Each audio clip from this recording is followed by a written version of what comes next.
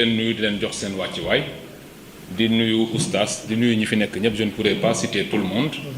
en principe warumoon bokk ci rencontre bi j'ai juste vu le direct ma gis ni sariwu leen fi vous êtes tout à fait proche de chez moi ma ni donc dinaa def un geste daal di ñëw bokk ko ak yéen parce que li ngeen di def nii une offensive pour le triomphe du projet man je vis pour le projet donc mënu leen nekk à 1 kilomètre de chez moi di wax lii te ñëw ma teewee ko j'aurais pu ne pas prendre la parole mais dama ni ñii li ñuy def nii lu ama am solo la luñ ci mën nañ ko def ñëw teewee ko parce que moi je me définis comme étant un combattant du projet bi kese moo ma ñor moo leen ñor yéen it aussi donc mënumaa seetaan lii ngeen di def te du ma ñëw teewee ko lii ngeen di def nag li tax ma gën ci bëgg mooy ça participe de ce que j'appelle l'accompagnement nécessaire du projet ñu bëri ci Pastef dañu réere mbir ni projet bi bañ ko démarré bi ñu jëlee réew mi loolu rek doyul pour que projet bi àgg projet bi loo xam ne la dañ ko war a ñag gunge ko et aujourd'hui ce que vous êtes en train de faire li ngeen di def nii ci la bokk gunge projet bi mooy fexe ba nga xam ni parce que jël pouvoir bi rek benn moyen la li ñu diggoon Sénégalais yi mooy yóbbu leen ci beneen Sénégal ce Sénégal là nag pour nga yegg fa il faut nga am benn accompagnement appareil politique l'appareil politique étant multiforme c'est soit un parti soit un ensemble de partis soit un ensemble d'organisations ci loolu nag defe naa seen grande offensive bi ça entre en ligne de compte il faut que ñu gunge projet bi nag man je considère que ba léegi y a beaucoup de patriotes yu jàpp ni dañoo war a rek dem liggéeyi ku ne dañ lay jox une position de travail nommé la nga dem liggéeyi pour man loolu erreur la bu ñu la nommé aussi war ngaa def sa liggéey waaye it acteur politique nga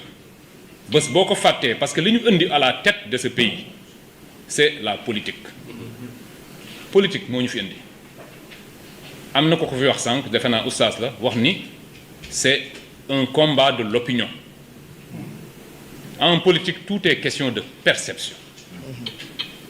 mën nga di liggéey kële toog na le loo wax wala loo def mu xëpp ci mu présenter ko d'une certaine manière ba nit ñi jàppee ko neneen or kii dem di voter ji wala ki lay wekk wala ki lay respecter wala ki lay bëgg moom ci perception bi rek la lay bëggee aujourd'hui il faut que ñun ñu liggéey ci li nga xam ne mooy perception bi nit ñi di am ci ñun loolu moo tax nag li ngeen di def nii bu ko kenn xeeb ça participe d'un accompagnement comme je le disais je vais me répéter accompagnement nécessaire du projet bi nag mu ngi dem dans deux sens globalement bu ñu doon wax comme les juristes le premier sens mooy war nañu redresser le pays le redressement nag c'est toutes ces questions là li ñuy wax ni nous avons trouvé un pays en ruine nous avons trouvé un pays dans lequel l'endettement est extraordinaire nous avons trouvé un pays qui a un certain nombre de difficultés ñu ngi koy redresser ci biir redressement boobu nag dañoo warta la plupart des patriotes ci lañ nekk ñi ñu nommé ci lañ nekk on te nomme ministre on te nomme directeur général on te nomme loolu yëpp ci ngay nekk dans cet effort de redressement du pays ñëpp a ci nekk maintenant beneen fànn bi mooy non seulement il faut redresser le pays mais il faut aussi apporter de la justice sénégalais yi teguñu fi rek pour que ñu ni taux de chômage bi fii la tolloon nañ ko wàññi denrées de première nécessité wàññi leen ko il y a une soif de justice qui est là te man loolu chaque fois fuñ ma woo dama ciy insister il faut que ñu xam ni aussi sénégalais yi dañoo bëgg li nga xam ne moo leen dal entre 2021 et 2024 dañoo bëgg ñu faj ko faj bi mooy il faut apporter de la nit ki ni muy soxlaa di lekk noonu lay soxlaa de la justice ñun ñii ñëpp ci lañ bokk muy man di oustaz di keneen ak keneen man maa ngi jóge sama kër léegi nii j'étais en train de refaire une caméra de surveillance boo xam ne fa laa gisee woon ñi ñëwoon sama kër pour mettre des cocktails molotov dans ma maison à 1h du matin c'est pour vous dire que foofu la affaire yi àggoon te bañ may sànni cocktail molotov sama kër j'avais le bracelet électronique le lendemain j'ai demandé au juge d'instruction qui par ailleurs aujourd'hui a été nommé procureur du tribunal de Mbour on lui a fait une promotion bon c'est sa chance je ne l'aurais pas nommé moi mais dama ko demander autorisation en son temps ne ko les gens sont venus chez moi sànni nañ cocktail molotov sama kër donc waa APR xam nañ sama kër da nga maa war a may puisque dañ ma fixé ci benn endroit dañ maa war a may ma déplacé wu dem feneen mu lànk bañ ko celui-là il voulait quoi fu bëggoon gars yi fekk ma fa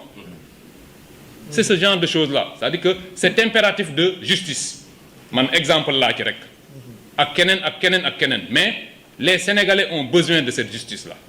il faut qu'on leur rende justice te damay gis waa APR ils commencent déjà à prendre peur mais lii ce n'est que le début du commencement nous ne sommes que sur les questions financières mais li nga xam ne mooy la véritable justice ak seegul parce que am na ñoo xam ne ba léegi kenn déggu leen ñu tudd leen l'ancien ministre de l'Intérieur le ministre de la Justice de l'époque Ismaïla Madior Fall on a parlé de lui uniquement pour de petites questions financières moo ko defu ko c'est pas mon affaire man je ne l'aurais pas poursuivi sur ces questions-là aujourd'hui kenn tudd leen mais ces gens-là avaient organisé un système de répression et de rafle des Sénégalais yu bari fii lañ leen jàpp des Sénégalais ici ont été enlevés assassinés am na ñoo xam ne dañ leen a jàpp am na ñoo xam ne fii manifestation on les a tués au vu et au su de tout le monde ce côté-là boobu phase ñoogul nous ne sommes que sur la petite phase mooy des questions financières des questions de détournement nga xam ne sax ñoom ñoo ko defoon le rapport Covid-19 ñoom ñoo ko defoon Macky Sall moo ko defoon ah bon pensant que certainement du fi mës a jóge donc ñu def ko noonu rek pour amuser la galerie c'est sur cette base dañu poursuivre un certain nombre d'entre eux bu ñu paree ci yooyu ces questions-là il va falloir aller sur les questions purement de crime de sang yooyu foog ñu àgg ci mënuloo nekk dans un pays ñu rey ci 80 personnes mënuloo nekk dans un pays ñu gaañ ci des centaines de personnes mënuloo nekk dans un pays ne serait-ce que pour les milliers de personnes yi nga xam ne dañ leen a jàpp te defuñu dara loolu ngeen yaakaar ni dañu war a bàyyi noonu rek non waaye nañ jéggalante non ça il faut en tirer toutes les conséquences pour mu bañ a tee am ab réew noonu lay doxee Sénégal bu ñu bëggee dépasser loolu bu ñu bëggee ëllëg keneen ku fi nekk ci dëkk bi nga xam ni lii kat boo ko defee dinañ ma ci topp y compris pour le magistrat bi nga xam ne moo ko tey jàpp la tëj la te xam na ni defuloo dara il faut tirer les conséquences de tous les actes c'est comme ça que les pays avancent il faut tirer les conséquences de tout ce qui a été fait loolu nag pour ñu def ko on a proposé un certain nombre de choses dëkk bi il faut changer je pense qu'on est en train d'aller vers des réformes mais des réformes très très profondes réformes profondes yi nag je pense que wax nañ ci waxu l'OFNAC il faut changer parce que c'est le siège actuellement de l'enrichissement illicite ñii nii ils sont tellement forts que ay enquête taxul nga jàpp leen enquête taxul nga jàpp leen parce que un vrai bandit qui réfléchit bien mënoo koo jàpp ci ay enquête waaye li nga xam ne kenn mënu koo nëbb mooy am maanaam ba ngay jël nguur gi yoruloo dara ñu jékki-jékki en 2 ans ñu gis ni yow kat jóge nga ci yoroo woon dara léegi tu es milliardaire ñu laaj la foo jëlee say milliards loolu yomb na ku ne te loolu mooy enrichissement illicite loolu kenn mënu ko fee def tant que ñu ngi ci système actuel bi OFNAC moo la ñu war a lancer li ñuy wax procédure d'enrichissement illicite bu ko keneen lancer OFNAC mën na ko arrêter te OFNAC comme ni ma ko yàgg a waxee sëñ Bassirou Gueye moo fa nekk te tant que ma nga mel ni OFNAC amul moom dañ ko jox OFNAC pour mu geler ko teg ko lem ko dugal ko ci poosam toog di xaar puisque day xaar nag nous avons la majorité à l'Assemblée dañ ko fa jëlee en dehors de l'OFNAC mais le conseil constitutionnel bu leen fàtte ni ñi fa nekk ñëpp Macky Sall moo leen fa teg man na gëwma ni nit dina xëy rek soppeeku bu ñu fàtte ni lu ne dund nañ ko avec ce conseil constitutionnel là lu ne dund nañ ko, ne soyons pas naïfs. Le conseil constitutionnel dans sa constitution actuelle dañu ko war a dissoudre aussi dindi ko daal di teg beneen structure, une cour ou tout ce que vous voulez. Moi, je n'ai pas la naïveté de penser que les gens ont changé, maintenant les gens vont respecter la loi. Non, il ne faut pas se limiter à des actes isolés. Le conseil constitutionnel jël na benn acte rek, tout le monde commence à applaudir. Non, les gens n'ont pas changé, c'est les mêmes personnes. Macky Sall moo leen fi tegoon nañu réformer et ayons le courage d'aller vers une cour constitutionnelle. Man yooyu laa gis nga xam ne c'est des actes forts que le régime actuel doit poser. Ma jàpp ni c'est les conditions sine qua non de réussite du projet mooy li ngeen di wax nii. Gis nga le projet là du ay wax kese nii, il faut de la stratégie. Dafa am ak actes yoo xam ne foog ñu teg ko avec courage et détermination. Loolu mënuñu yóbbu vers de véritables changements. Mais bu ñu fi toogee nii rek di xool, nous avons une opposition qui, pour une fois, pour la première fois dans l'histoire du Sénégal, on a une opposition qui a plus de moyens que le régime en place. Maanaam ñoom li ñu yor moo ëpp li régime bi yor. Maanaam ñun nous n'avons que nos salaires. Parce que ñun moom allah kulli al ñun xaalisu dëkk bi ñun naruñ koo jël. Duñ ko politiquer. Donc cela veut dire que ipso facto, en puisant dans les caisses de l'État pendant 12 ans, ils ont plus de moyens que nous. Léegi ku la ëpp moyen nga toog di ko seetaan ne non man je suis dans la rupture, je vais xawma bon je connais bon c'est vrai il faut respecter les droits de chacun. Mais pour moi respecter les droits de chacun, c'est respecter d'abord les droits des Sénégalais. Et les droits des Sénégalais, c'est d'abord d'aller poursuivre tous ceux qui ont de l'argent public dans leur poche ou dans leur compte bancaire. Loolu mooy dëkk, loolu mooy respect des droits. Te loolu tant que defuñu ko nag ci problème la ñuy dëkk. Ñii dinañ ñu sonal parce qu'ils ont trop d'argent public te arrangé wu leen ñuy yëkkati un certain nombre de procédures. Donc damay guddal à chaque fois, mais pour man dafa jar ñuy wax loolu. Le projet, pour qu'il réussisse, il faut des actes forts. Et vous êtes en train d'en poser. Pour man, il faut nit ñi di déglu. Nit ñi di déglu ni il faut qu'on aille vers des actes forts. Une véritable rupture, mais une rupture assumée. Gis nga ñii nii ce pays détermination moo ñu ciy génne. Radicalité moo ñu ciy génne. Parce que loolu moo tax ñu jël dëkk bi. Si Sonko n'était pas un radical, heure bi duñu yor dëkk bi dañoo taxaw Macky Sall yëkkati tout ce qu'il avait jëmale ko ci kaw Ousmane Sonko. Il a fallu que ñu taxaw ci wetam ne ko jàmbaar lii radicalité rek moo la ciy génne. mais gis parfois naan gars yi naan non pourquoi vous êtes yow da nga radical man mais moi je suis pas radical par rapport ak Sonko. Radicalité moo ñu ci mën a génne. Et puisque nous avons conquis le pouvoir en étant des radicaux, il faut le gérer dans la radicalité. C'est-à-dire que li nga xam ne ci lañ jëm te muy dëgg nag ñu xam ne lii dëgg la ñu jëm ci avec détermination. Loolu moo ñuy permettre ñu génn ci face à ces gens de cette nouvelle opposition. Nga xam ni ñun nous avons tous les moyens quand même de ramener de l'ordre dans ce pays. Il faut ramener de l'ordre. Et l'ordre, c'est que Sénégalais bu ne bu fekkee dañoo violer say droits nga mën a taxaw justice taxawu la. Et à cet égard damay lancer un appel. Je parle souvent à mon ami Azoura. Voilà une victime parfaite du régime de Macky Sall. Azoura, je le connais très bien. Sama boy la, il est tout le temps chez moi. C'est pas la peine nag d'aller le chercher là-bas, il n'est pas là-bas. Bu ngeen fa ñëwee man ngeen fay fekk et il vous faut un mandat pour aller le chercher chez moi. Il n'est pas chez moi. Damay wax ni day ñëw sama kër. Mais je veux dire que c'est une victime. Azoura man ba ma ko gisee kaso laa xam ni kii ce n'est plus le même. te ñoom ñoo ko jàpp deful dara ñu yóbbu ko kaso dans un certain nombre de conditions et il s'est affaissé moralement. Azoura ku ko gis xam ni kii nii normalatul. Il a besoin d'un accompagnement psychologique et non pas d'une traque judiciaire boo xam ne amul benn sens. Azoura normalul ça da nga koy woo nga gis ni il te parle il dit 2 phrases 3 yu ne mu bëgg a jooy nit kooku normalatul. Pour ñi nga xam ne dem nañ kaso da ngay xam ni du ñëpp ci mën a génn kaso du ñëppay dugg génn na nga duggee woon du noonu ngay génne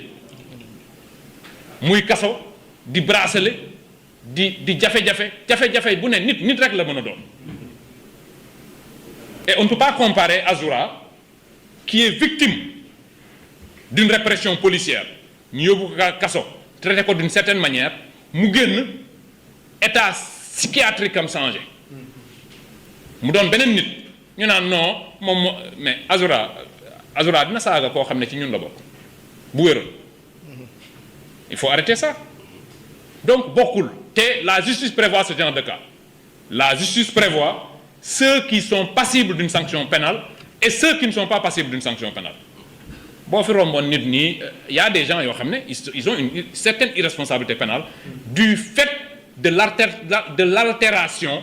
momentanée ou permanente de leur faculté mentale te Azoura ci cas boobu la nekk. Donc damay wax ni yooyu yëpp c'est des choses yoo xam ne avant ngay jël justice di dali ci kaw nit koo xam ne mais au lieu ñuy jëli Azoura mais les 80 morts yi fi am mais ñi leen rey ñu ngi fii ci dëkk bi les nervis yi APR jëloon ñu dal suñu kaw dañoo dee ñu ngi fii ci dëkk bi di dox di dem di ñëw waa APR yi nga xam ne ñoo leen joxoon ces institutions là ñu ngi fii di dem di ñëw l'APR est là son siège est là fa la nervis yi doon dugg ñu doon leen gis ñun ñii man je gérais la sécurité d'Ousmane Sonko nervis yi dañuy romb ñu topp leen ba ñu dugg biir APR loolu yëpp mu ngi fii ci dëkk bi ñu naan non dem leen topp kii parce que dafa saaga nit ñi rey nit ñi ñu ngi fii di dox ci nit ñi ci biir nit ñi le Sénégal vous yéen ñii di dox da ngeen di croiser les assassins ñu ngi nii ci suñu biir kenn jàpp leen xanaa rey nit moo gën a garaaw saaga nit nañ jàppi ñi nga xam ne ñoo rey nit ñi. Gis naa waa APR ñuy publier d'ailleurs loolu sax c'est pour dire que je suis proche de Azoura mais man ak moom dañuy voilà on est très proche. Le geste que j'ai fait c'est juste un geste de nu mu tëddi un geste de tir mais loolu je le fais avec lui parce que daf ma doon tooñ di ma mbalak am lu mu may wax noonu je fais ce geste là à son égard je savais même pas qu'il filmait et il a filmé ça descend sur les réseaux sociaux ñu commencé casse. Un geste de tir xanaa tir bi ci boppam dem leen wari tir bi y a des gens ici Sénégal fii ñu wane leen ñu tiim doomu jàmbur buy dund viser ko tirer ko rey ko boobu ba léegi déggoo waa APR di ko kaas mais vous voyez un Waly Diouf Bodiang bu jël baaraamam def nii ngeen bëgg cee wax di ci bind alors que yow gis nga une vidéo dans laquelle un Sénégalais tue un autre Sénégalais. Donc il faudrait qu'on revienne à l'essentiel pour man. J'ai été un peu long. Pour moi, il faut revenir à l'essentiel, aux fondamentaux. Un État, il fonctionne à partir de règles. Juste tant qu'on a peur d'appliquer la justice dans sa plus grande rigueur, on ne changera pas ce pays. te man loolu laa gëm man li ma gëm mooy ku fi def loo warta def nañ la teg ci yoon ak koo mënti doon. Or aujourd'hui, malheureusement, mais il y a au minimum 80 assassins qui sont dans la rue et qu'il faut prendre.